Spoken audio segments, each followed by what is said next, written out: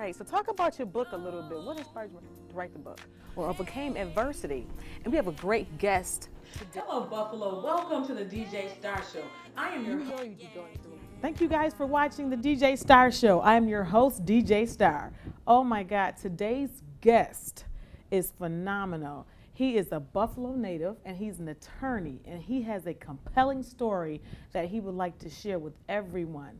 And his name is TheArthur Duncan, and his book is called Felon-Attorney. So let's welcome TheArthur to the show. How are you? Thank you. I'm great. I'm glad to be on the show. I am glad to see you. I'm glad you're here. You got your book. Look at you. Oh my God. Right Felon-Attorney. Don't go nowhere without a book. If you stop me on the street, I got them in my trunk. You're ready, aren't you? That's the promotion. And I got my Square, so if you don't Do have you? no cash, I take credit cards. That's how you sell it. That is phenomenal. Oh my God. So thank you for coming to the show. So talk about this book a little bit, Felon-Attorney. Now, the book is good, guys, okay? It's a very easy read. And I'm telling you, this guy has like this phenomenal adversity that he's been through. It's still going through some stuff too. Yeah. Okay, some challenges.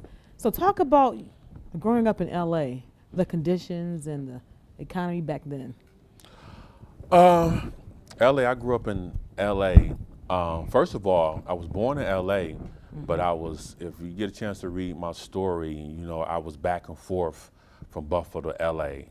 And I did kindergarten in Buffalo, first grade in LA, second grade and third grade in Buffalo, fourth in LA, then fifth through eighth in Buffalo. Okay. So I was back and forth. I wind up settling out in LA in the ninth grade. And I went out there primarily, you know, my mother was out there, my little brother, and then my father, who I didn't know that well because I was in Buffalo all the time. And him and my mother wasn't together. When I was younger, he went off to Vietnam. So I didn't really know him. So I decided when I turned 14, let me go out to LA and get to know my father. You know, I was raised by my grandparents here in Buffalo. My grandfather was a pastor of a church, so I was raised up in the church. And so, but I decided to go out to LA, and it was a whole new world. And I was living we used to live in South Central, but when I went out there in the ninth grade, we was living in Inglewood. And in Inglewood, we lived in a blood neighborhood. And what does that mean, the blood neighborhood? The blood, all red. You got to wear red. If you don't wear red. So Crips and blue you're talking about, right? Yeah, the Crips wear blue, the Bloods wear red. Okay. If you have the wrong color on in the wrong neighborhood, they will do something to you. So that's real. Yes, it's real. And that was a dynamic that I couldn't really comprehend until I got out there. Because, you know, my cousin told me how it was with the colors and stuff, and I'm like, you're like, really? Really? The East Coast not doing that? Yeah, you mean a color? They're gonna do something to me over a color. So I kind of fought it at first. Oh, did you? Okay. Yeah, I was like, so what was you wearing? I'm gonna wear what I want to wear. Okay. You know, and a few times, you know, I got caught with the wrong color on, and then I would talk my way out of it. And I didn't sound like them, and so, but then when I would be confronted by them, I would go into a hard New York accent. Like, yo, I ain't from here. Right. You know what I'm saying? I'm from New York. I'm from New York. I don't know what y'all talking about. One time I got on the bus, I had on a North Carolina blue starter, some blue jeans, a blue long sleeve t-shirt, some blue sneakers. I was just like blew out of there. Now it was cool. The school I was at, I was okay. But as I traveled on the bus, and there was some Bloods on the bus. Wow. And I'm like, oh my God. You wearing all blue. Yeah, I got all the blue. The wrong color. Here we go. So I tried to sit down in the middle of the bus, and they came like right over to me. Two sat next to, like two in the seat behind me, and one sat next to me. Right. And they was like, "Yo, what's with all that flu, blood?" So they won't say blue. Oh, they say flu. They say flu. They won't say blue. Gotcha. And so I try to like play the dummy role, like flu. What are you talking about? Right. So they was like, "Oh, that flu you got on." I was like, "You mean blue?" He was like, "Yeah." And then he said, "Are you a Erica?" and that's what they call Crips. They call them crabs and E-Rickers. You Okay. an E-Ricker? I'm like, I don't know what you talk about. I'm from New York. Right. And the guy was like, because this is back in the 80s. He was Okay. like, oh, you from New York? And I'm like, yeah. He was like, you know Big Daddy Kane and Oh, Public Enemy stuff? I'm he like, thinking New York City. yeah. Right. Oh, yeah, of course. Yeah. Oh, they all Yeah. equate New Yep. York is just New York. just New York, And right. so I ran with it. Oh, yeah. I'm like, yo. So I told him, yo, Flavor Flav, you Right. used to live around the corner from Right. me. So, I went with that. And so the guy was like, well, I don't want nothing to happen to you. He asked me Okay. where I lived at. And I said, I lived on 97th and Crenshaw. He was like, oh, Blood, you live in the hood? Because I lived in Blood neighborhood. Again, Okay, I was right. kind of like, I wanted to wear what I wanted to wear. Right, So I was right. kind of fighting it. So he was like, I'm going to tell you what time it is because I don't want nothing to happen to you. So he Okay. basically ran it down to me. You got to get rid of all that. You got to get you some red, this and that. And basically gave me a break. Wow. And oh my God. that happened to me a few times. I was able to talk my way out of it. Okay. But at the same time, one time, I couldn't talk my way out of it, and it wasn't even a color thing. It was just that the guy wanted my jacket. So he put a knife to my throat. He was a Crip and took my Laker jacket. Oh wow. So, okay. but like the bus was crazy in LA. I mean, I seen people stab, they snatch change, like everything on the bus, and I was like I was going through that dynamic outside the Wow. home. Then while at home, my brother's father started using drugs heavily, and back then they called it freebasing. Okay. Yep. And so, and I remember he used to like smoke a little weed and have a few Right. beers and stuff, you know what I mean, have his friends over. Okay. But the one time I came home and I seen like the glass pipes and stuff and the powdery substance on the table, and I really didn't know what it was. And I just kind of Right. looked and walked past them in the living room and went into my room. Okay. And I didn't know that was the start of something that was basically that's going to ruin my family life in LA at that Wow. time. Because after a while, he got on it real bad. He started abusing my mother. He started stealing from us. I mean, you couldn't put nothing down. He was stealing VCRs, TVs, anything he can get his hand on. Then after my mother put him out, he would keep us up, banging on the door, Yeah, wouldn't that's- let us sleep. And Yeah, I'm that's like, all I in got the to get up and book. go to Yeah, school. Right. He out there. Yeah. So that was those two things kind of like left a real bad taste in my mouth in LA. Okay. And when I originally came back to Buffalo, I was like, let me just give myself a break. I'm gonna come back to Buffalo. Right. And I was trying to rap a little bit. And I'm gonna come back to Buffalo. My cousin had a studio, so I'm like, I'm gonna come back and make me a demo. And that was big back then, Yeah, in and the then 80s and 90s. You talking about hip hop, yeah. Yeah, then I'm gonna make me a demo, and then I'm gonna go back to LA and try Right. to shine. But I wind up staying in Buffalo. And when I got to Buffalo, I moved back in with my grandparents, my grandfather was a minister. And then I started hanging around all my friends that I grew up with in elementary school at 31 down the way. And I was like, these dudes, and I found out they were hustling. Wow. So you couldn't get away from it. You left LA, came back home to Buffalo, came back to Buffalo, trying to start over. Yeah. So to speak. Yeah, You were young, yeah. but like a little break from all that, and then you find out that your school friends are hustling, Yeah, or hustlers rather. yeah, And that's how you start this whole cycle. Am I right? yeah. Okay. You I got caught up mean- in the cycle. Yeah, I mean, and I told myself that I would, when I found out, I was appalled. Right. I can't believe you guys are doing this. Yeah, I couldn't believe it. And, No way. Yeah, and So what brought you in? kept hanging with them. Started working little jobs. I worked at J.C. Penney's, Hills back in the day, Oh, that was my department job store. too. Yes. I worked at Laidlaw as a bus aide. It's little jobs then I'll go hang around with them and they got all this money. And also it was the point too that because they didn't have jobs, they had the freedom to do whatever. Right. And they that's would right. hang out 3, 4 in the morning especially when I was a bus aide at Layla, I could get up at 6 in the morning to get on the bus. To go to, so it was then I started missing work and stuff because I'm hanging with them. And they was constantly in my ear, in my ear, Tone, you need to get out here and get some of this money. Right. And that's being with them. And the sad part is, and watching them, it was just so easy.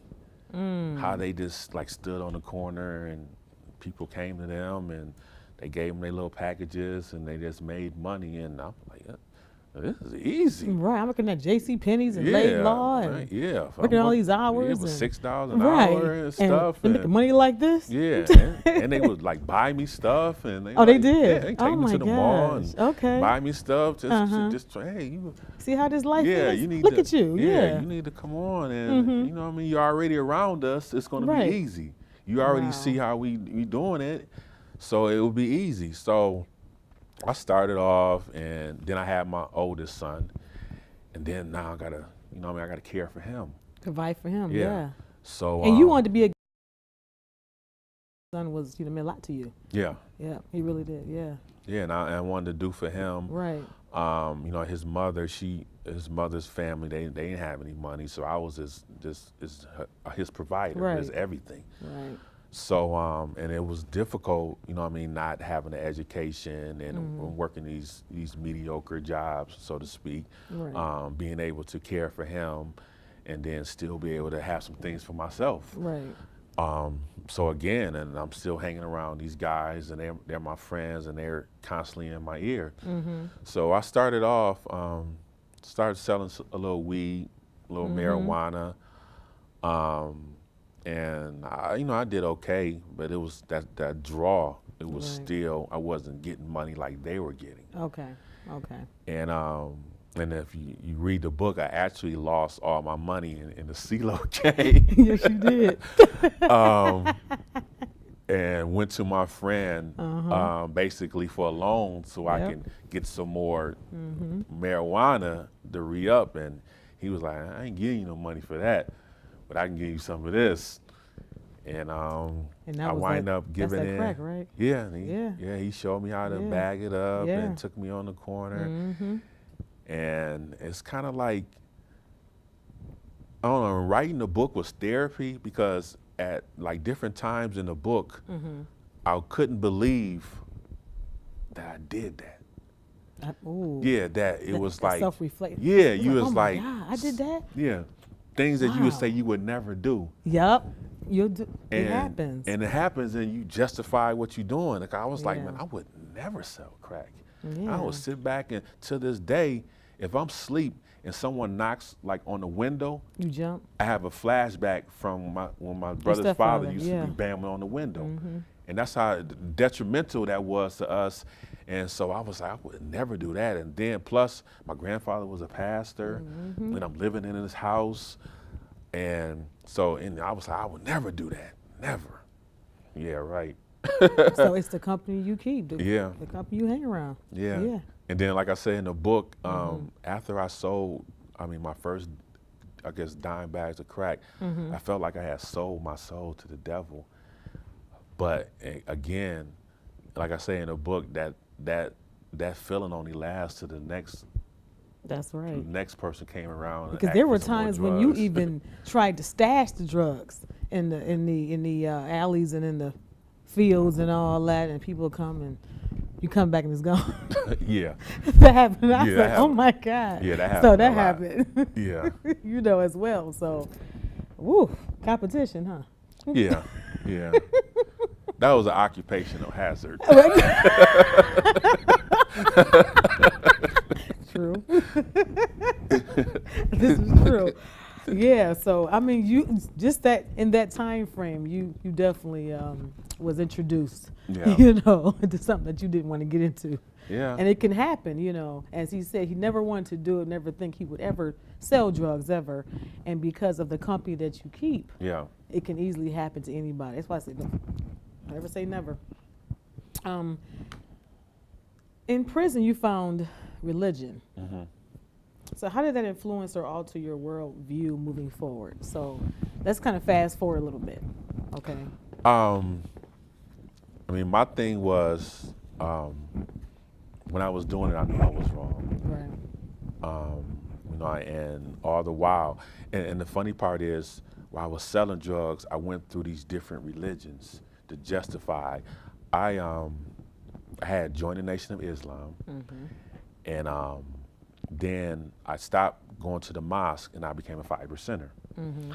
Now, a 5%er is what they call God body, and basically, we're master of our own cipher. So basically, you know what I mean, as the original man on earth, the king, you can do what you want to do. So that's how I started justifying me out there selling drugs. Gotcha. Like, you know what I mean, I'm a master of my own cipher, I can do what I want to do. You know what I mean, I'm God body, original man on earth, I can do what I want to do. Right. So that's how I kind of justify that.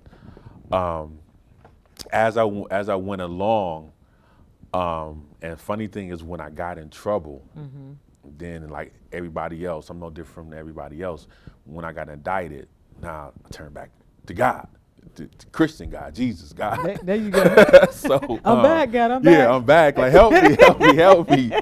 So ironically, what the funny thing is, I was start going back to church a little bit, and one of the ministers prophesied that she's seen someone trying to stab me, trying to kill me. And I'm thinking to myself, you know, I mean, I've run with 10, 15 dudes, and we ain't nobody never did nothing to me. Right. Ain't nobody gonna try me. But about a couple of months later, some guys jumped me in a bar. And while they were jumping me, one of my friends like got them off me by stabbing a couple of them. And I wound up, you know, I had to spend the night in the hospital, woke up the next day, so on and so forth. And everybody was ready to go to war and retaliate. And all I could think about was the minister telling me how somebody was seeing that stabbing. That's right. So I was like, no, it can't be no retaliation. This is my wake-up call. Right. And I already had been indicted, but that was the start of my transformation back to God. And you know, but after that, you know, I mean, I got sentenced to 46 months in federal prison. But while I was in prison, you can still, as you know, live crazy in prison. Everything was going on in prison. They was betting. It was all type of drugs in prison. Wow. All type of this. It was all type of homosexual activity. Just crazy. I was in a camp, and people think, oh, you were in a camp. You wasn't behind the bar. Describe the camp. Well, camp is like it's like it's a dormitory setting. Okay. And there's no gate. There's no fence or nothing. So you can just get up and leave if you want to. Oh, really? Yeah. So it's for people it's for nonviolent felons. Okay. And most part is for people that get sentenced for 10 years or less. Okay. And the thing is that they figure you're not going to leave because you're going to risk getting an escape charge and then just double your time. And prolong your time. Yeah, right. prolong your time. Okay. So, but with that, it's wide open. So where I was at Allenwood, it was the camp that was in front, and then it was a low security, medium, and then the USP behind it. So there was like this long winding road, and people that was in the camp, like people used to visit them, they used to like drop stuff off on this road, and people would go get it and bring it onto the campus.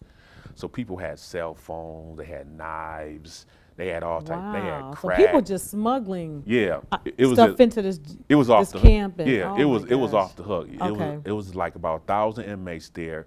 People from New York, Boston, Jersey, like all over the East Coast. Right. And it was just wide open. And the thing is that when you're in a dormitory setting, and there's no jail cell, you can never relax, because once you go to sleep, someone can come do something to you. Wow. So if you're in a somewhere, free access. yeah. So when you're in somewhere that you can close your jail cell, you can get some sleep. Right. If you don't have no problem with your cellmate, Right. you can get some sleep. But when you're in a camp, you're in a dormitory setting with about like 150 men in each dormitory. And so you have up and down bunks, and then you have like these shelves and like these little closet, little dividers that separates each little like where the beds are. Okay. So when you go to sleep, there's nothing stopping someone from getting out of his bed and coming over to you and doing whatever he wants to do to you. So people were getting like beat with like locks and socks. Like you go to sleep, they would set people's beds on fire. So it was crazy. Very crazy. Yeah, it was crazy. So I try to keep to myself. Right. I was going to Bible study, going to church, play a little basketball, lift weights. In the camp. Yep. Okay. And have I had a job in food service, and so I tried to stay away from all those things. And I could have they used to call it in the streets. And people's they hang around talk about, yo, when I was in the streets, I used to have this amount of money and I used to be doing this, that, and the third and all that stories, reminiscing, all these lies and stuff. So I used to stay away from all that and just kind of like beating myself and do what I had to do until I was ready to go home. And then the biggest thing that happened to me there was when I got put in the hole for something I didn't do. Yeah. And it was a fire, and I got put in the hole, and they randomly took like 20 of us. They took like 8 blacks, 8 Puerto Ricans, and like 8 white Italian guys, and put us in a hole. And under investigation, you can be in there for 6 months. So, you know what I mean? I was in jail. I questioned God when I got put in the hole, because in the hole, you're locked down 24 hours a day. And do you think it's wrong to question God when you go through things? Because people always say, no, you don't question God, just trust him. But don't you have to question him sometimes to kind of sort of get an understanding why these things are happening to you? Yeah, you kind of wonder, because it's like, okay, you know what I mean? I know it was, my thing was I know I'm in jail. And I know I've done a lot of bad stuff, but God, I'm turning to you. I'm trying to do what's right now. And for me to get put in the hole for something I didn't do, I'm like, well, why God? Why? So what was the this turning happening? point with that? So after you got in the hole and you questioning God, what was the turning point after that? Well, the hole was, I always say that was my bottom. And as my pastor would say, that was your pig pen ministry. The pig pen ministry. Yeah, you gotta go to the pig pen ministry. Down in the mud. Yep. That's your down bottom. In that hole. Yep. So while I was there, I had these 2 dreams. And the one dream I had, I was like walking down the street, and I would walk up to this church, St. Columbus on Hickory and Clinton in that area. And I heard people, and as I walked up the stairs, I heard people like singing and stuff. And God took me up in a gust of wind and had me praising him.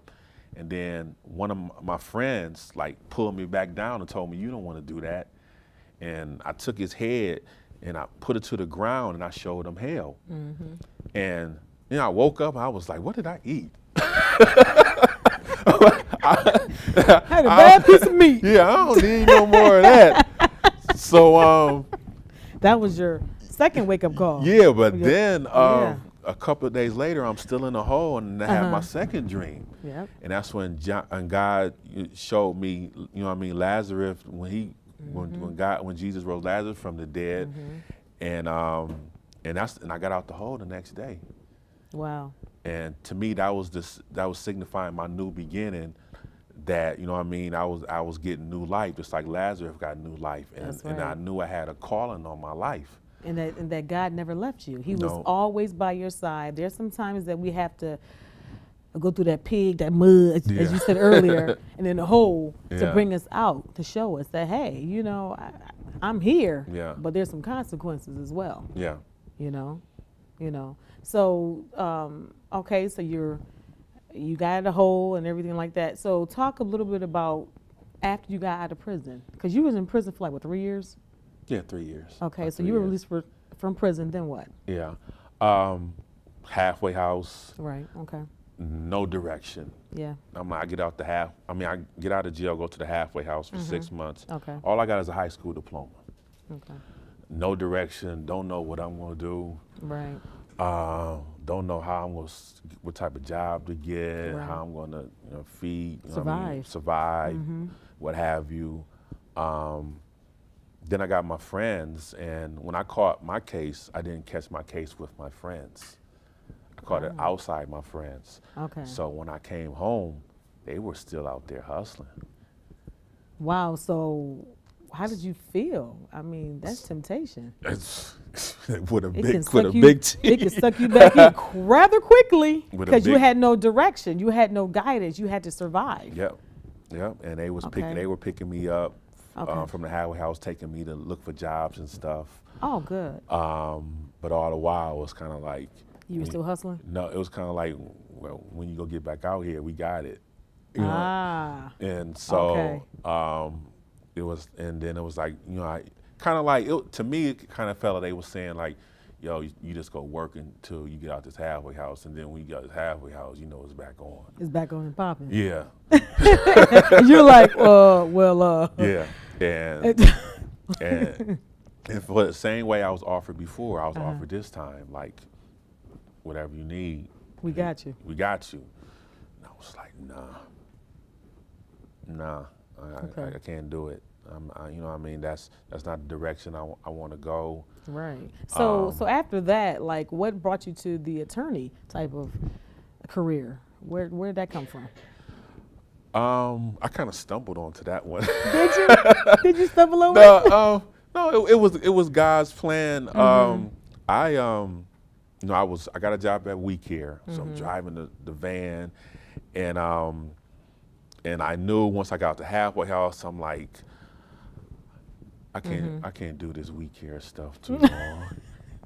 Driving these people around in these wheelchairs, For a minimum wage. these old ladies cursing For me out. minimum wage. Yeah. So once you got that, so because time is winding up very quickly, I can't believe we're almost at the end of the show. That Yeah. was very fast. So tell us, what is your, if somebody was trying to pursue a career, it doesn't have to be in law, okay, and they had a felony Yeah. record, what is your advice to them?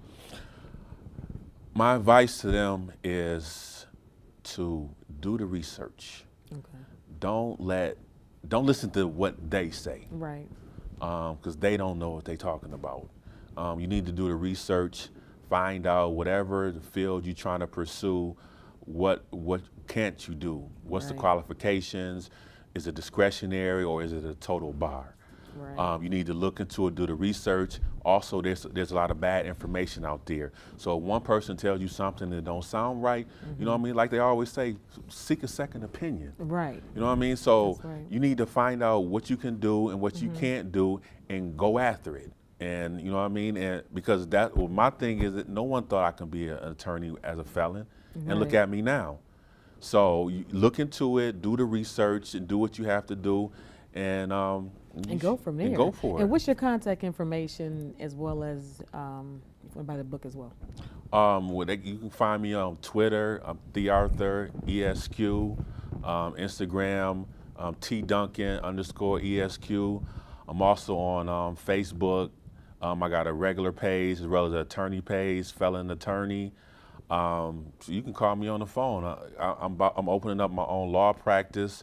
So When? you can call me When? July 1st. Okay. So you need some legal advice, He's the man. 716-348-0992. 716-348-0992. Also got a web page, www.felon-attorney.com. All right. Well, thank you so much. So here's this book, Felon-Attorney, and you can buy the book where? Doris Records, Amazon, and if you see me driving down the street, flag me down. Flag them down. So this is it. I'm telling you, this was a great story. Thank you so much, TheArthur, for coming on the show.